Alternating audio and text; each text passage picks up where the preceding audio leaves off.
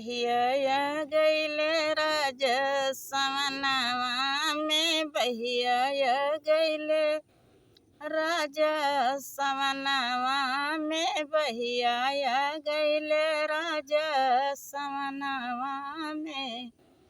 वही बहिया में सास मेरी बही गई, वही बहिया में सास मेरी बही गई।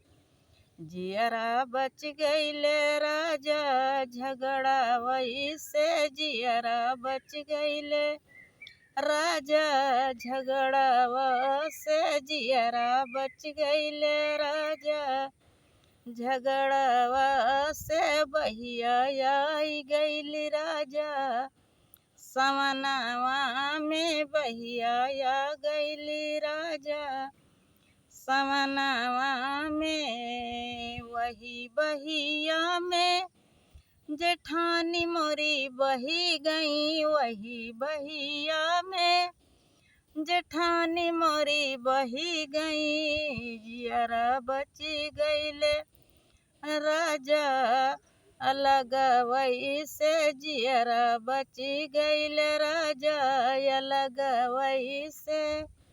बहिया गईले राजा सवनवा में, बहिया आई गईले राजा सवनवा में।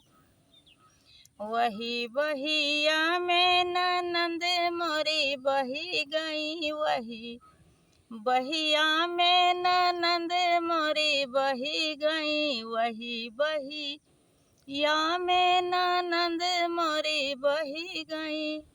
जियरा बच गए राजा दहेजवई से, जियरा बची गईले राजा दहेजवा से। बहिया आई गईले राजा सवनवा में, बहिया आई गईले राजा सवनवा में, बहिया आई।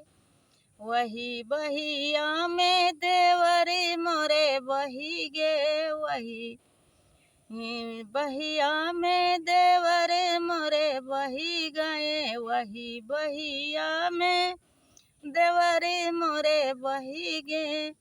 जियरा बच गईले राजा बटवरवा से, जियरा बच गईले राजा बटवरवा से। बहिया आई गईले राजा सवनवा में, बहिया आई गईले राजा सवनवा में।